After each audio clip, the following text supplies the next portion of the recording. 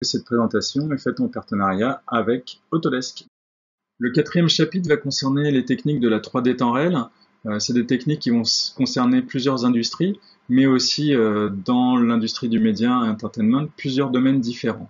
Historiquement, le calcul 3D était fait par les CPU, mais progressivement, dans les années 90, on a commencé à utiliser les cartes graphiques aussi pour le calcul 3D, notamment avec l'avènement des premiers jeux vidéo en 3D et également la sortie des premiers softs 3D. Aujourd'hui, il existe deux fabricants principaux, Nvidia et AMD, et une bonne série de cartes graphiques existe sur le marché, sur la gamme professionnelle et sur la gamme consumer. On va voir rapidement les différents types de cartes chez ces deux fabricants. Donc les deux fabricants principaux de cartes graphiques sur le marché, Nvidia d'un côté et AMD de l'autre. Donc Nvidia, il y a une gamme professionnelle avec la gamme Quadro, donc par exemple la gamme RTX 6000 qu'on utilise sur le Flame, et une gamme consumer avec la GeForce, donc par exemple la RTX 2080 Ti, la 2080 Super ou la Titan RTX. Donc la différence entre la gamme Pro et la gamme consumer, c'est essentiellement de la pérennité de carte.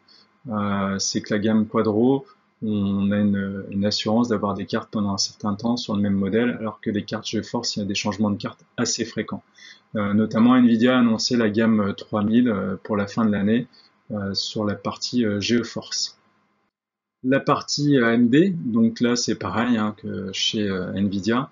La partie Radeon Vega 64 par exemple est utilisée sur les derniers Mac Pro de chez Apple, mais on a d'autres modèles, Radeon 7 par exemple, l'AMD RX 5700 XT ou la 5700. La 3D temps réel, c'est l'association de deux composants. C'est un moteur graphique temps réel, par exemple Unity sur du mobile ou Unreal Engine sur des jeux AAA. Et de l'autre côté, une carte graphique avec de bonnes performances pour pouvoir avoir des effets de lumière physique réalistes. Donc ça va être Nvidia ou AMD. La 3D temps réel a énormément progressé en termes de réalisme, notamment avec des effets physiques comme le ray tracing. Ça permet de regarder d'autres techniques de production, notamment la production virtuelle. Donc l'idée de la production virtuelle, c'est d'intégrer directement la 3D et des décors 3D au tournage plutôt que de le faire en post-production. Donc l'idée en fait, c'est d'utiliser de grands écrans LED à la place des fonds verts pour venir projeter notre scène 3D en temps réel et venir lier cette 3D temps réel avec les caméras du plateau. Donc ça va complexifier au début les tournages puisqu'on va avoir ces grands écrans LED pour la partie décor et puis qu'il va falloir intégrer cette 3D en temps réel. Mais d'un autre côté, ça va laisser aussi beaucoup plus de liberté lors du tournage. On aura une visibilité beaucoup plus simple des effets 3D intégrés en live. Alors cette technologie a été utilisée notamment sur la série Mandalorian, qui est un spin-off de Star Wars, où il y a quand même pas mal de moyens techniques avec des grands écrans LED, mais c'est très intéressant à regarder. Donc un autre domaine de la 3D qui utilise le GPU et le temps réel, c'est la partie rendu. Donc ça peut être du rendu accéléré par le moteur graphique de la carte graphique, ou ça peut être du temps réel. Donc il y a ces dernières années une forte demande de rendu 3D, avec des productions de séries 3D qui ont vraiment explosé, et ainsi que les longs métrages d'animation 3D. Il existe sur le marché pas mal de solutions, donc soit CPU, GPU en hybride, soit complètement GPU. Donc il y a par exemple des moteurs de rendu comme V-Ray, qui à la base historiquement était purement CPU, et progressivement avec l'arrivée de V-Ray RT et puis des nouvelles versions de V-Ray, ont proposé du rendu en GPU. D'ailleurs la dernière version de V-Ray qui est proposée en bêta depuis la semaine dernière sur 3ds Max. On verra une petite présentation tout à l'heure. Redshift, lui, c'est purement un moteur GPU, donc uniquement avec la carte graphique. Ils ont été rachetés par Maxon, l'éditeur de Cinema 4D l'année dernière. Unreal Engine, donc là on est vraiment dans des moteurs purement GPU. Et puis après derrière il y a d'autres moteurs, Unity, Octane aussi, c'est des moteurs GPU. Une petite note sur le machine learning. Le machine learning vient aussi aider les moteurs GPU dans leur accélération graphique notamment sur tout ce qui est traitement du bruit. Parce que plus on calcule rapidement une image, plus on peut avoir du bruit dans celle-ci. Donc l'idée, c'est de venir comparer avec des banques d'images ce qu'il peut y avoir comme bruit dans une image, et essayer de faire moins d'itérations dans le calcul du rendu, et à ce moment-là, de venir traiter le bruit en post-production plutôt que de le faire directement en rendu. Donc comme je disais tout à l'heure, Chaos Group a annoncé la version 5 de V-Ray. Elle est disponible en bêta pour 3ds Max. Et je vais vous proposer maintenant une petite vidéo des nouveautés. Une petite vidéo rapide des nouvelles fonctionnalités de la version 5 de V-Ray pour 3ds Max, qui est disponible dès aujourd'hui en bêta si vous voulez l'essayer. Voilà, elle est disponible aujourd'hui. Donc V-Ray est un moteur de rendu qui peut être utilisé dans pas mal de logiciels de 3D. Ça peut être du Cinema 4D, du 3ds Max, du Maya.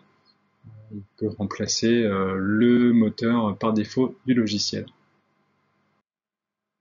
Alors dans la série 3D temps réel, on a évidemment le domaine du broadcast, qui de plus en plus s'intéresse aux performances qu'on peut obtenir avec les nouvelles cartes graphiques dont a parlé Ludovic tout à l'heure.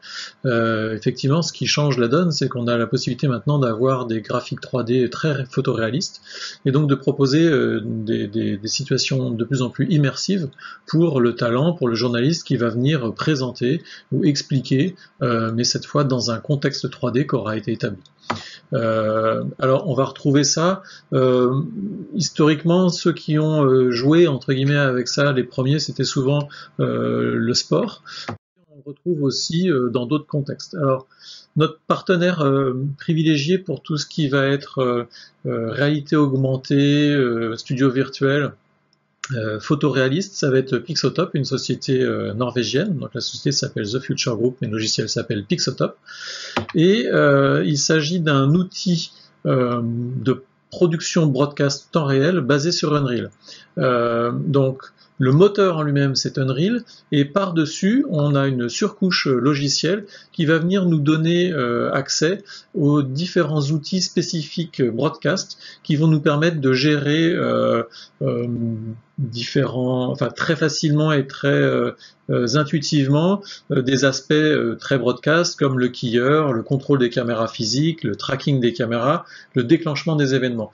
Donc ça, c'est vraiment ce qui va faire que tout à coup Unreal, qui a été conçu à la base pour être utilisé plutôt pour faire un moteur de jeu, va se trouver complètement exploitable dans un contexte broadcast où on a des décisions éditoriales qui vont nous imposer des changements de dernière minute. Parce que une des spécificités de Pixotop, il y a d'autres acteurs qui proposent des solutions broadcast autour d'Unreal, mais un des différenciateurs de Pixotop, c'est sa capacité à gérer le temps réel sans avoir besoin de compiler la scène. Ce qui fait qu'au dernier moment, sur une demande du réalisateur, sur une demande de l'éditorial, je vais pouvoir supprimer un objet, le déplacer, faire en sorte que je vais pouvoir déclencher son animation 3D par une interface très simple qui peut être le téléphone du présentateur, un iPad ou quelqu'un en régie.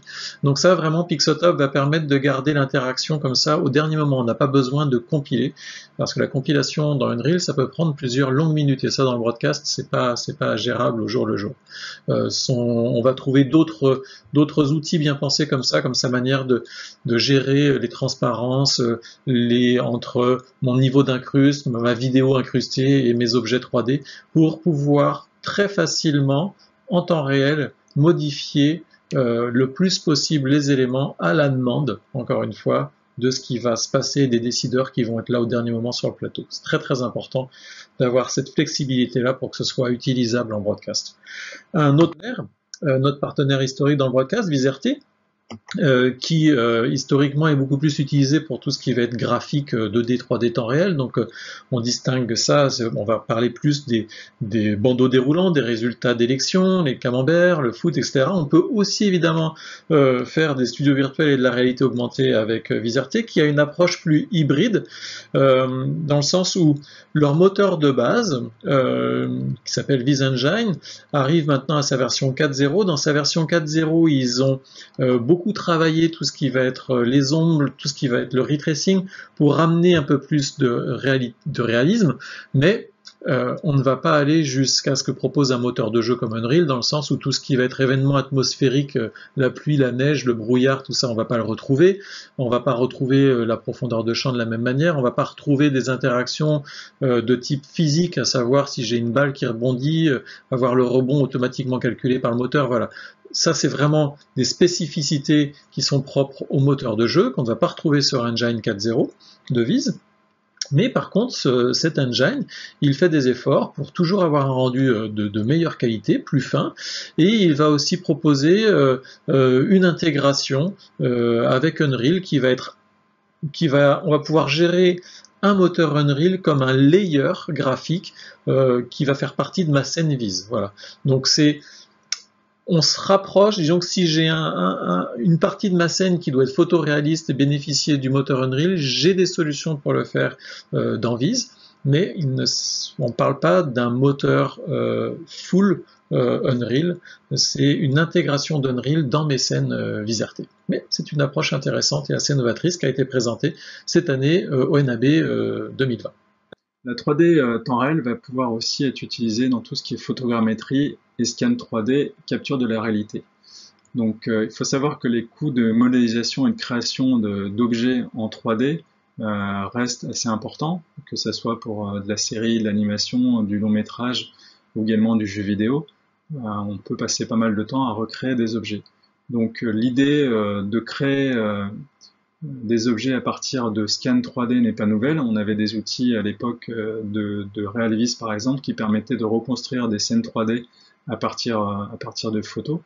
Mais on a aujourd'hui de nouvelles technos qui permettent d'utiliser du scan 3D en laser, de LiDAR, et qui vont permettre de reconstruire des nuages de points, donc des scènes à partir de nuages de points, et aussi un scan de l'image pour pouvoir reconstruire des objets et un environnement.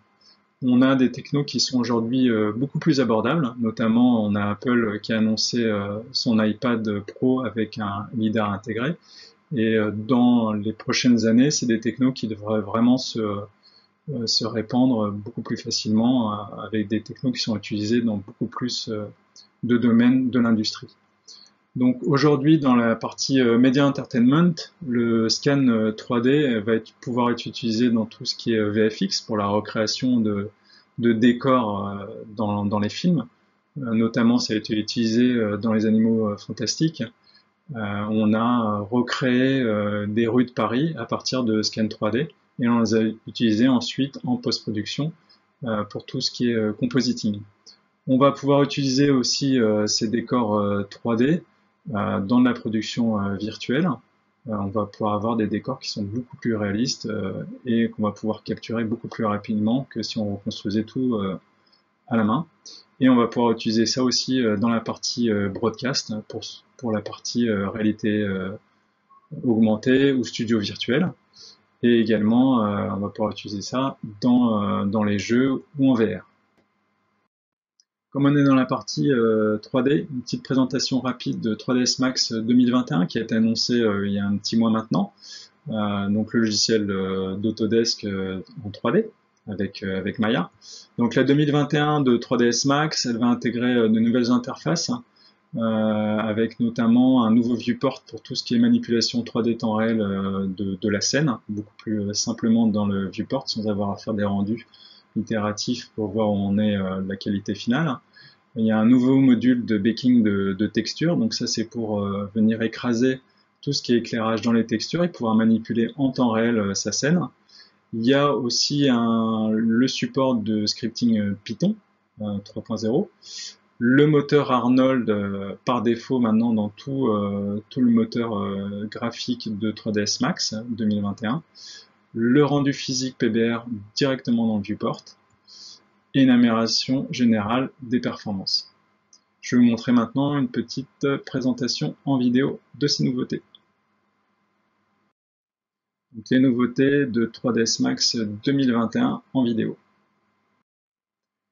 Donc les nouveautés de la nouvelle version 2021 de 3ds Max avec une amélioration des performances, notamment au niveau du viewport. Donc le viewport dans 3ds Max, c'est la fenêtre d'affichage de notre interface graphique en temps réel.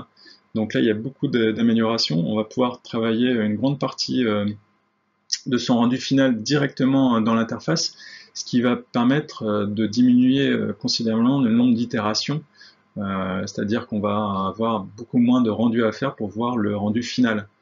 Généralement, quand on fait de la 3D, on positionne ses objets, on met ses textures, puis on fait un rendu, on regarde si c'est bon, et on recommence. Là, l'idée, c'est vraiment d'avoir une visu temps réel, directement dans le viewport, et pas avoir à faire des rendus tout le temps pour voir où on en est dans sa scène. Des autres améliorations dont je parlais tout à l'heure, c'est la partie baking de texture qui permet de venir écraser tout ce qui est éclairage directement dans les textures et ensuite d'utiliser ces scènes dans d'autres applications, que ce soit sur des applications mobiles par exemple, ou aussi pour du décor virtuel. Donc on va venir simplifier les textures en écrasant directement le rendu des lumières dans ces textures, et ensuite on va venir alléger le calcul 3D temps réel du moteur, puisqu'on a directement l'éclairage qui s'est intégré directement dans les textures. Donc ça peut être intéressant par exemple sur des applications mobiles, où là le mobile n'a pas forcément toutes les performances pour faire de la 3D temps réel. Ça va pouvoir être utilisé aussi par exemple sur du studio virtuel. On va pouvoir intégrer des éclairages beaucoup plus complexes directement dans les textures. Donc ça c'est d'autres nouveautés, notamment au niveau des modificateurs, de tout ce qui est normal, les nouveaux outils de modélisation.